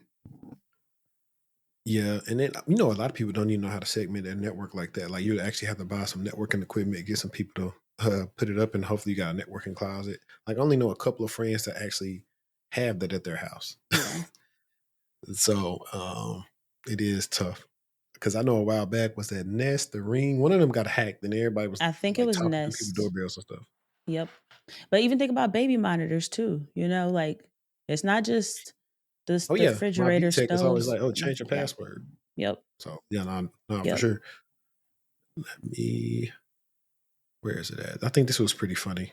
If you ain't making more than $100,000 at your job, why are you ironing your clothes before you go to work? Let them know that you need a raise. Go in there in tattered garments and clothes. Don't bring a lunch. Let them know that you're hungry. I thought that was hilarious. That is funny. But in all seriousness, you definitely should at least make sure you look presentable at work, no matter what you make. No matter where you work, I'm telling you, ironed outfit will get you wrinkled outfit will get you treated differently than if that same outfit was ironed and clean, for sure. Yep. Or if you don't want to iron, get you a wet towel, throw it in the dryer with your clothes, and let it steam your clothes. Yep. Or you Like, can get especially if you're running some late. of that little wrinkle releaser. My grandma loved that. Yeah, if you running late, throw all that stuff in the dryer, get in the shower. By the time you out, you should be good to go. Yeah. That's I'm what my not uncle used showing to up. do. But people don't have irons in Yeah. 2020. I done been to people's house and like, can I use your iron? They don't have one. What? You're Were they Gen Z? no. They be my age or older. That's They crazy. be millennials. They act like their grandma didn't had a. Now, first of all, we was in an age where people made they starch, and your starch, you start your pants so tight and so hard, them things can stand up. Okay. My cousin, they was good for that starch. I used to ask my mom all the time, like, I want that starch like them. I used to use starch when I was younger, especially for them creases. But yeah, I use them I on certain don't pants. I don't play. I will take a shirt off and iron it. Even if a dress, it doesn't matter. I'm not going out like that. Shoot, hey, I don't think your socks feel good too. Don't they be warm? Warm drawers. You can put them on and go to sleep. Oh man. But there were some fun ones in there. I think this one. Let me see. I'm trying to make sure that I thought you. You please do the next one right under that one. Which one? The shorts. Why would she wear that to that interview? So I just got dress coded during an interview. And then they decided to reschedule the interview with me for tomorrow. But before they rescheduled, the lady was like, would you like to come back? Like, go change and then come back? And I was like, no. These are the shorts. Let me turn to the side for y'all. These are the shorts. I'm trying to see how she knew she had on shorts. Two. It was in Even person, the wasn't it? T-shirt to me was too much. What happened? I thought it was in person. Might have been. She should have wore it regardless, period. Like, shorts, I could see if it was a skirt, but shorts is crazy. Man, they was killing her in the comments. I found her real page and stuff like that. And it was like, you need to go shopping. But I think like, though that it just goes to like how you were raised, because clearly no one told her that was not in the interview attire, But I think that she just don't know, period. Because the next thing she tried to throw on like some type of thing, I guess called like a tube dress, whatever that is. No, I seen that. I seen that one next. Because why would exactly that goes to how she was raised. Someone didn't tell her. Yes, a whole tube top with a blazer, sis. Come on. Yeah, and it wasn't even a blazer that was buttoned up to where you couldn't tell. Like if she moved too fast, that blazer was gonna whip in the wind, and you was gonna see that it was a tube top. Yeah, they told her. They said a blouse and khakis. That's it. That's literally it. Don't overthink it. She could have wore jeans and a blouse. She really could have wore jeans and a blouse over those shorts. Yeah, but I think honestly, plot twist. She didn't have an interview at all. That's what I think. She didn't have an interview at all, and she was just talking. I know that as millennials and Gen Zs, we like to kind of push the line. I do for sure when it comes, but I'm not wearing shorts. Like, I'm gonna put on a sneaker though. You can always count on me to have on a pair of sneakers. Bye. I'm gonna put on a sneaker. But I know when to put on the flat or the heel when it's appropriate as well. You know what I'm saying? So feel like we push the boundaries, but there are levels and limits to push those boundaries too. Yeah, I think it depends. Like, cause like in person it's a little different. Like at home, I'm gonna give you either a little Goodfellas V-neck from Target for an interview, or a crew neck V-neck, or like a little button down. I ain't wearing no suits no more for stuff at home. Last time I I wore dress up, suits but in I'm not person, I didn't wearing get a the job either. I'm not doing the blazer, but I'm gonna have a nice blouse or a nice dress on for you for sure. I'm gonna look the part. I'm gonna have on something decent. I ain't gonna be doing. See, the thing is though, you got to figure out, because like in these tech jobs, these people wearing regular clothes too. So I You never show try up to with your do too suit on and much. they got it on a t-shirt. I did that a couple times. Like I said back in the day, like never again, Yeah. never again. I thought this one was pretty good. It's white collar work as all meetings now. Ooh, white collar work is just meetings That's the right now. one. Yes. They even say the meeting industrial complex, which I had never heard that term, but yes, yes, yes. In 2022, Microsoft researchers published a study that tracked workers using their software. About 1/3 of the workers in the study were as likely to work at 10 p.m. as they were at 8 a.m. Why? Official meetings replaced casual interactions and made it impossible for many people to get things done unless they logged back in after their meetings. Since 2022, workers in the study have tripled the time they spent in meetings. It sometimes seems as if the modern worker spends more time talking about work than actually working. I could talk about this forever. My experience over the last couple of years doing my computer job, the knowledge job, was that when I wasn't in meetings, I often was like, wait, what do I do? What is my job here? Because the meetings convince you that you are actually doing work and that I think it's all a performance. Here's a really interesting point. The typical meeting is what they call a leaky time suck, because it's not just measured by how many hours you are in calls. On the front end, you have what they call a coordination tax, which is really invisible, and that is trying to get a hold of people, checking calendars, seeing when they're available to even meet. And then on the back end, you have the recovery from the meeting, that workers require an average of 25 minutes to return to their original task after an interruption. So when you think about it this way, a 30-minute meeting is, as at best, thought of as a 1-hour detour for the recovery. And then finally, another Microsoft study found that the typical worker spent 57% of their time communicating, meetings, email, chat, versus 43% of their time actually creating documents, spreadsheets, presentations. That's a good use of everyone's money and time. I think it What depends you on your think? job. If you work on an agile environment, baby, the meetings ain't going nowhere. The meetings is going to meet every day, every week. You're going to have the same cadence. That's why I had to get out of that type of environment. But I will say, I do low key agree with her, because the meetings, like she said, the follow up. What time are you available? Then you got to send out notes sometimes, depending on who you're meeting with. Then follow up questions. Just yeah, I Yeah. it does depend on your role too, but I do agree with her, because I worked a Yeah. job where I like hated the role because there were so many meetings. Like I felt like I had no time to work because I sat in meetings for like more than half of my shift. No, I agree.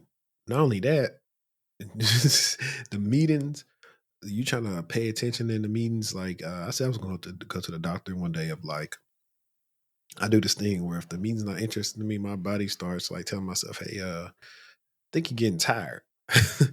And so a lot of times, like David wants you to be on camera. I'm like, man, I can't be on camera just not contributing nothing if this ain't a meeting for me. This could have been an email. Add into the fact that certain places you can't even use AI to transcribe the meeting to give you the notes that you need to just pay attention to the real key points. Mm-hmm. I'm like, y'all got to get ahead with the times, bro. Like all these meetings ain't called for, Yep. which is why I like my AI stuff. Like I get it. I ain't talking about nothing like super important.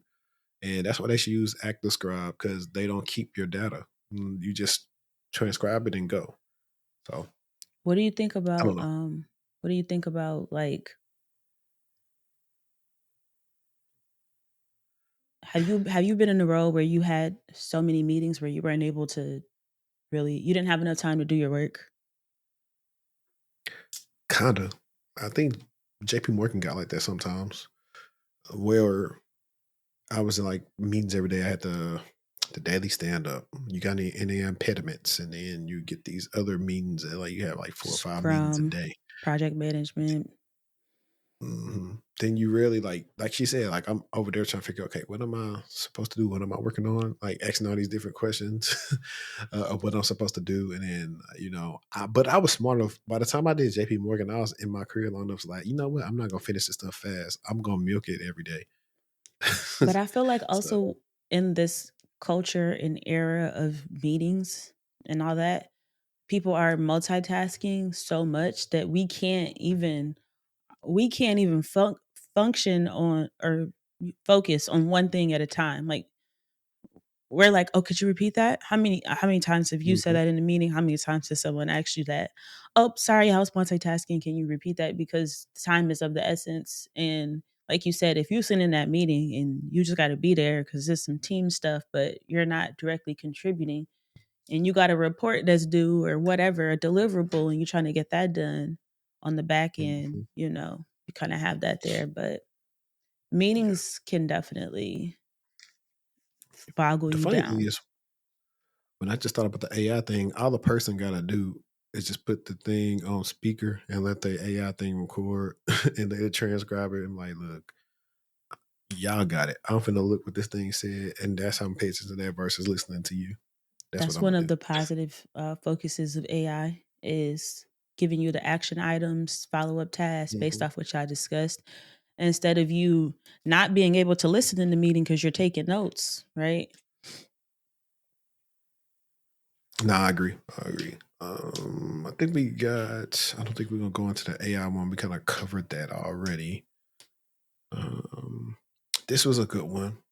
My guy Kyrie was talking about the cybersecurity boot camps at colleges.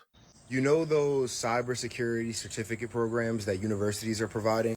In my opinion, these are the same things as doing a boot camp with like any social media cybersecurity creator that has a boot camp. The only difference is this boot camp, you're getting the name of whatever university you're doing the boot camp through, and you get a certificate of completion. Now, boot camps are not bad. Boot camps are a way to structure information so that you can learn the skills that you need in order to have the capabilities to perform within a specific industry, in this case, cybersecurity. But what I'm trying to tell people is that education and career acquisition are two different things. And the biggest problem that I see when I do my consultations with people is that they think that because they have a bachelor's degree or because they did a boot camp or because they have XYZ certification or because they have a master's degree, that automatically qualifies them to have a job. And the mentality aspect to this problem is that people think that it's a linear process. People think, okay, education and then job. But the thing is, you need to start viewing your career acquisition process as a business. What does every business need to make money? Marketing and sales. I can be the most knowledgeable plumber on the East Coast of the United States. I can read every book about plumbing, how to insulate plumbing, different types of pipes, different materials that are used for different types of pipes for different use cases. But if I don't get in front of the right people in the right way at the right time and say the right things, my plumbing business will never get off the ground. I can know that I'm a really good plumber, but if I don't position myself in the market as a really good plumber, how are other people supposed to know? I think one of the other big problems that I'm seeing right now is certification stacking, like just for the sake of having certification. Again, certifications aren't a bad thing. They're just a piece of paper that says this person has been exposed to this information. And that's the same thing with a college degree. A college degree is a piece of paper that says this person has been exposed to this information and they have been tested on this information. But the career acquisition process is, okay, how can I take the information that I've been exposed to and tested on and apply that to a business in a way that is going to be valuable for that business? That is a separate process. And that's the process that schools, boot camps, and these other programs aren't going to teach you about. This is why my cybersecurity career coaching isn't based on teaching you cybersecurity. I can send you over to Professor Messer to learn cybersecurity. If you want to learn cybersecurity, go and do a 4-year degree in cybersecurity or computer science, or go and take your Security Plus certification or your CYSA Plus, or like there's free ways and other ways to learn cybersecurity. But the problem isn't a lack of educational resources. The problem is people don't know how to take those educational resources and apply them in a way that's actually going to seal the deal in terms of getting them a job. He ate and left no He always crumbs. I gotta text him Sprinkles. too because he's supposed to come in person. Like, I gotta text him. But nah, he said a lot because I remember 2021, SMU started having their cybersecurity boot camp and they was looking for teachers. And I talked to them briefly about that. And he's right about that. Like, the only difference is one is latching on to a college, but it's technically a different boot camp. Just because And they I got a agree. good program don't mean they gonna have a good boot camp either. True. Like, let's start in there. You might be True. good at the program. SMU has a good cyber program, but I can't speak to that boot camp. Doesn't necessarily mean that the boot camp is going to be the same vibes. No, I agree. And like you said, he's right. I tell people all the time in my consults, learning the skills, all this information is the easiest part. Now, the hardest part is going to be the job search process, selling yourself and getting an offer. That's going to be harder than that. Because like he said, I could send you to do Security Blue Team or Josh Matacor's course or Google Cybersecurity certification or certificate, whatever you want to call it. I could send you to go do all those things too. That's easy because I know, just go do that.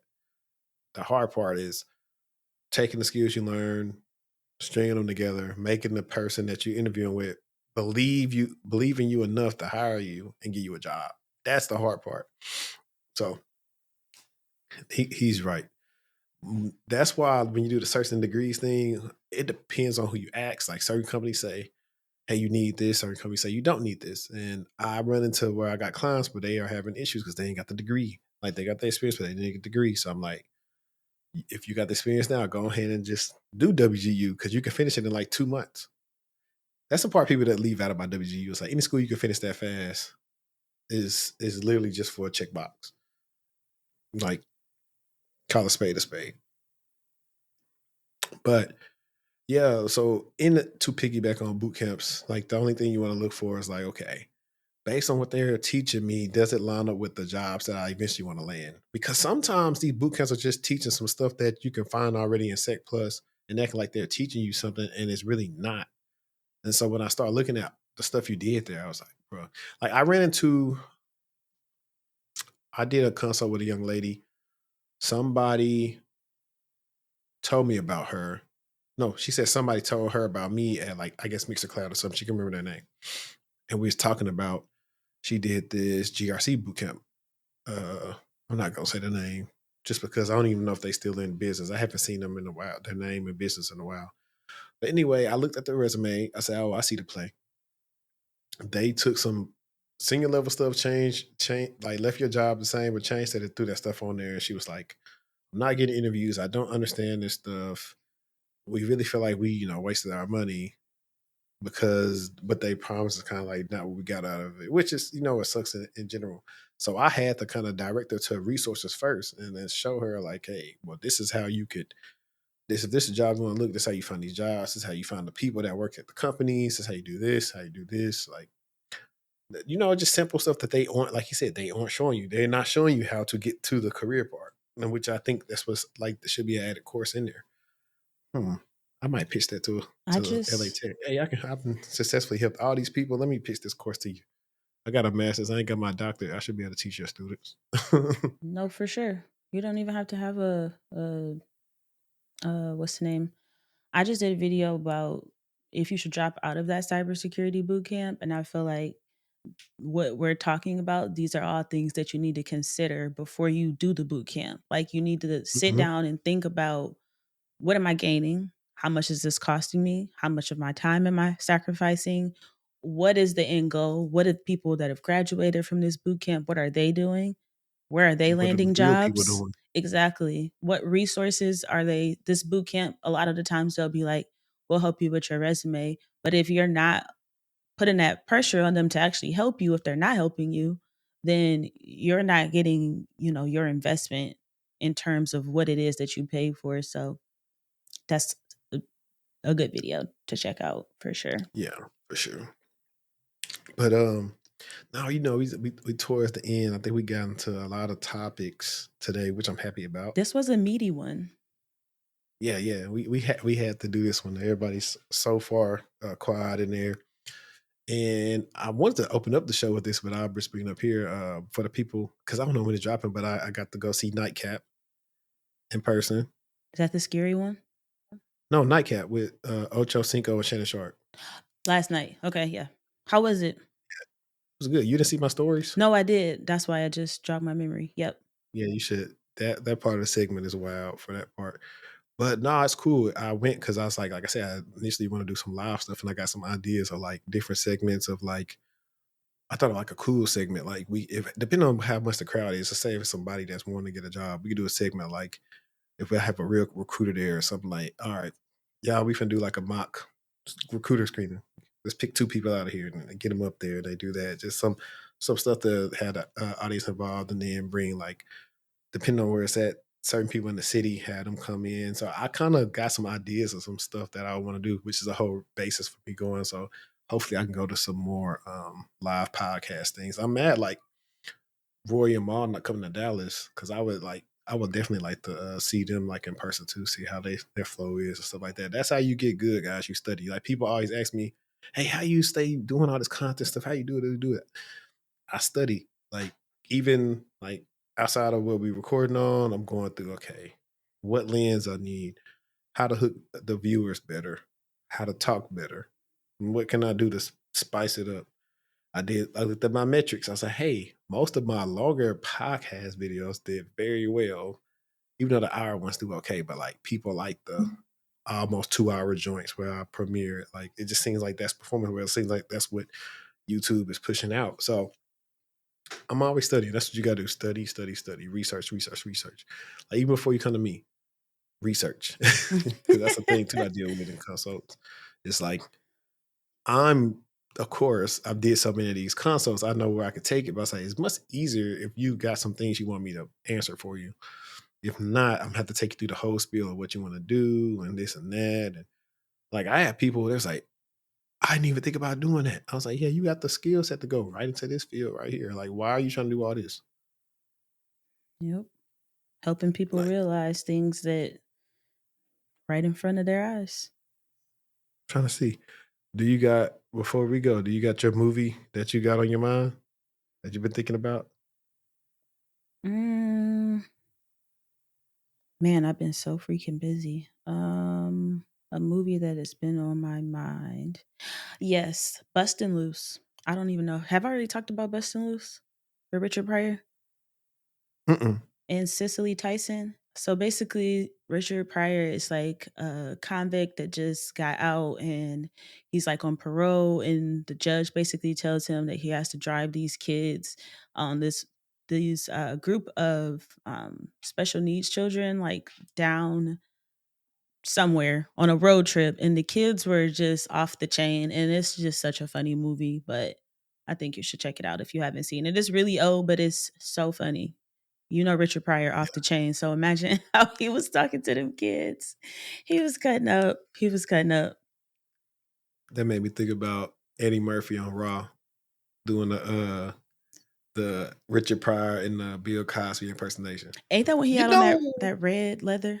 Hmm. Yep. No, that's purple. Purple and Raw. Delirious is red. Okay. Yeah, he had this freaking leather Situation. that stuff is that stuff is still funny. He talking about he was talking about the stuff with the women. He said, I know a dude that got caught in the bed. His woman caught him, and he said, it wasn't me. And she believed him. Like, that stuff funny, man. Or he would talk about, it's old, but it's still funny. Like, when the women start hitting him with, what have you done for me lately? With the Janet Jackson joint that she came out with back then. But I was going over.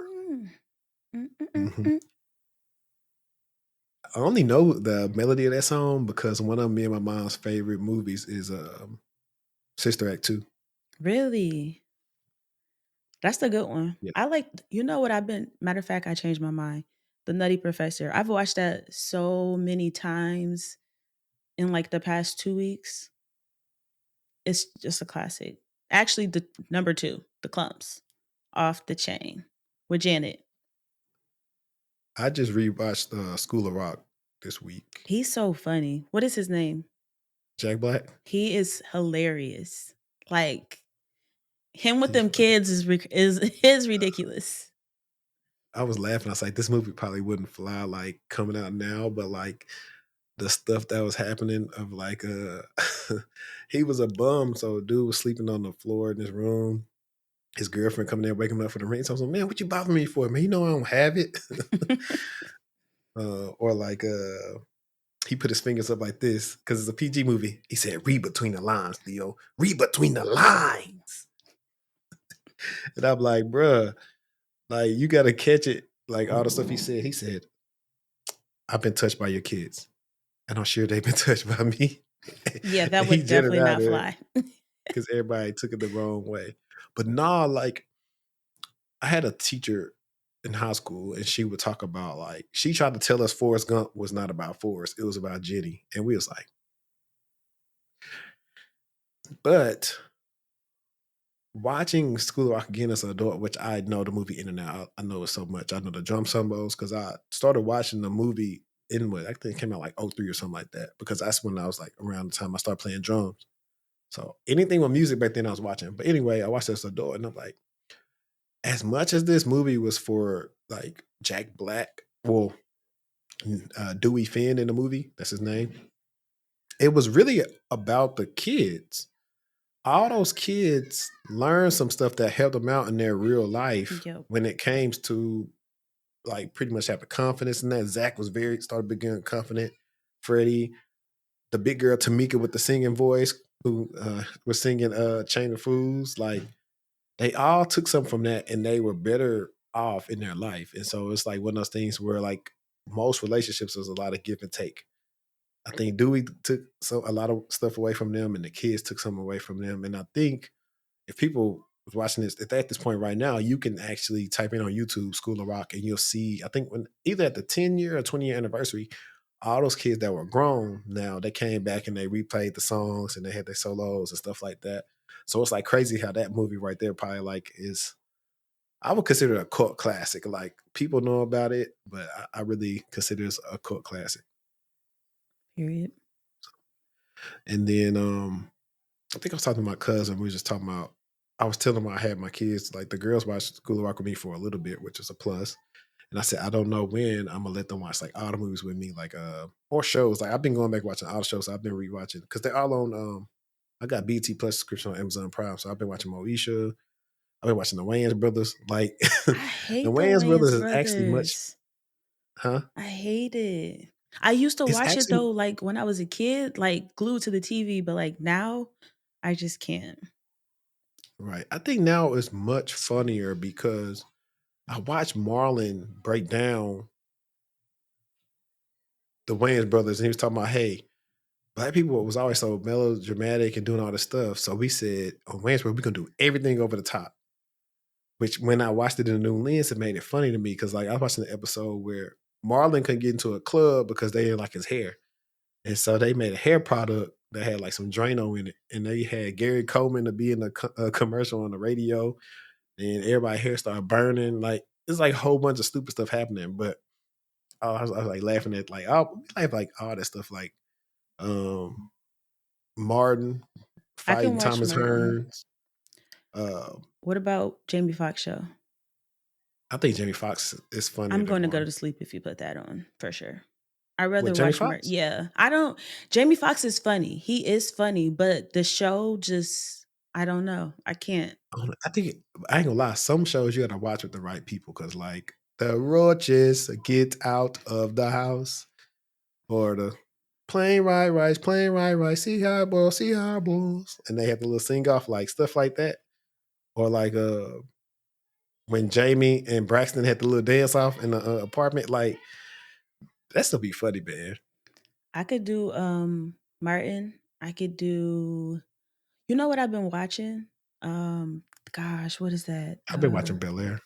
Oh gosh, Lisa Ray with the baby daddy, and You talking about you know what I'm talking about. I can't think of the name right now. You know what I'm talking about. Yeah, I've been rewatching. It's not called All of Me. It's called All something of else. Like us, all of us, all of All of us. Us with Yep, Bobby and Dwayne Martin yep. and I forgot her name. That was like a really good show. It was solid. That's the time I want to say Autumn was on UPN. All of Us. Yep. The Half and Hughleys. Half. 101. Eve. Eve was Remember Eve good. show? Yep. Yeah, Autumn shows was on UPN at the time. I don't know. We could have a whole freaking For sure. we can talk about all that stuff. But I just want to let everybody know, like, keep pushing. It is going into Q4, I believe, right? October, November, December. Yeah. Okay. Yeah. So we're rounding out Q3, going into Q4. People call it September surge. Companies are hiring a lot right now because it's September surge. So just keep applying, get a better strategy. If you need help, you know how to do. Get with me or some of my friends in the industry that can help you out when it comes to your job search strategy. But it's been another episode. If y'all like the topics, let us know. Also, we waiting for y'all to send them questions in to the question inbox. We waiting for y'all. And I actually got one, but since at the end, I want to give him a better representation the next episode. That way I can answer it then because I forgot. I forgot to put it on the sheet. But until next time, we always enjoy talking to y'all. I mean, hopefully y'all enjoy listening to us. But we out. Peace.